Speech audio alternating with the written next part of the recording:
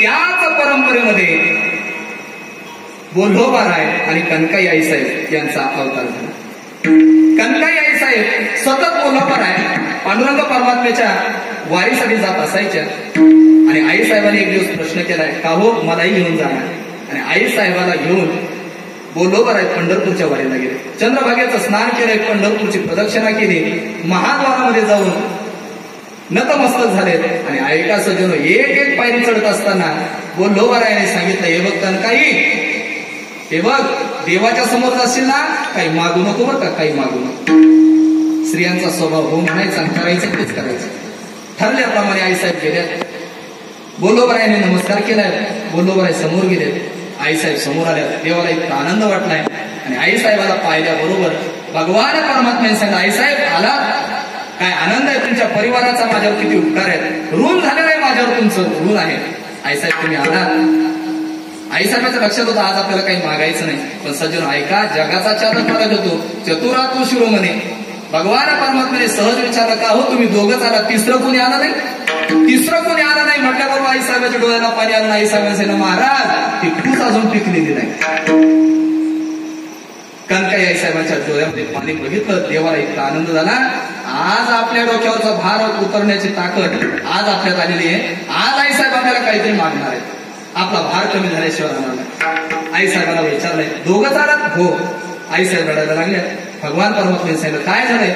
देवा, माझ्या पोटी एकही अजून पुत्ररत्न नाही, माझ्या पोटी पुत्ररत्न व्हावा ही माझी इच्छा आहे.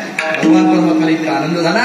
भगवान परमात्म्याने तथास्तु म्हटलंय. ऐका सज्जनो, महाविष्णूचा अवतार, भगवान शंकराचा अवतार आणि ब्रह्मदेवाचा अवतार असे 3 पुत्ररत्न माझ्या कनकाई आईसाहेबांना झाले.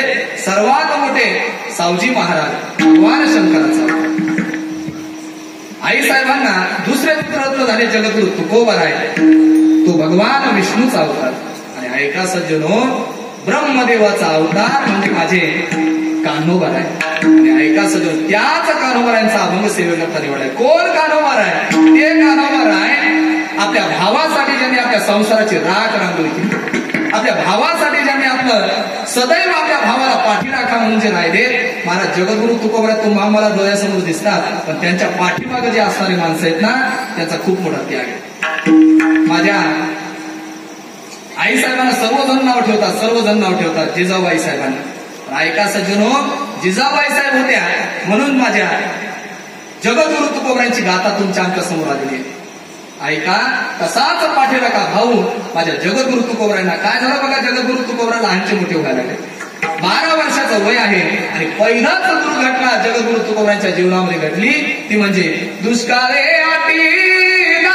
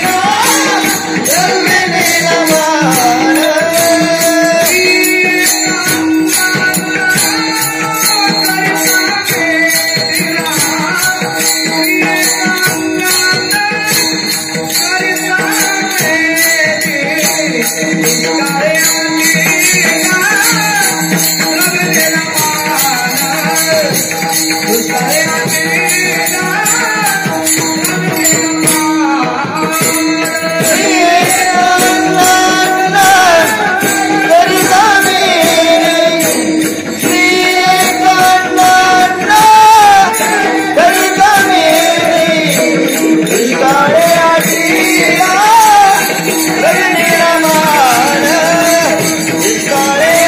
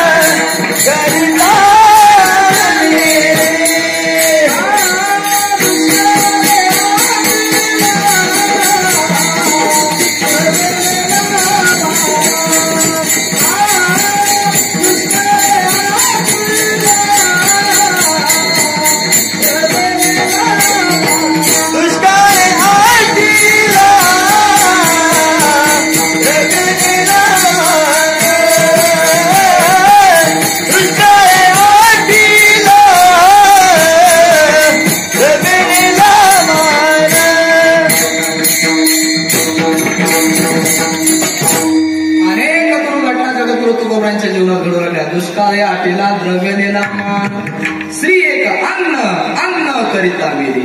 एक पुढचा मुलगा वारलाय. ज्येष्ठ बंधू ते तीर्थयात्रेला निघून गेले. भगवान शंकराचा अवतार होता आणि सज्जन वैराग्य तसंच होतं. सावजी महाराज वनामध्ये निघून गेलेले, तपश्चर्या करण्यासाठी निघून गेले. संसाराची जबाबदारी आपल्यावर पडणार. आई वडील दोघेही वाढलेले. बाप मेला मज न कळता नवती संसाराची चिंता. माझ्या जगद्गुरु तुकोबरांचे वडीलही वाढले आणि अनायासी महाराज हे संसाराची जबाबदारी जगद्गुरु तुकोबरांकडे. संसाराची एक विशेषता असे, एक सारिता तो पुढे उभा येईल. एखादं दुःख आपण बाजूला करायला गेलो की दुसरं दुःख जवळ उभंच असते बघा. ज्याप्रमाणे पाणी चालायला लागलं आणि पाणी जेवढा रस्त्याला असं खालारा धावे पाणी जात असताना, पाणी जात असताना जे काही खड्डे येतील ना ते भरत भरत पाणी चालतं. पण पाण्याची एक विशेषता असे, पाण्याला खड्डे लागल्याशिवाय राहत नाही. जसे पाण्याला खड्डे लागतात ना तसे संसारात सुद्धा माणसाला पावलो पावले दुःखाचे खड्डे आल्याशिवाय राहत नाही.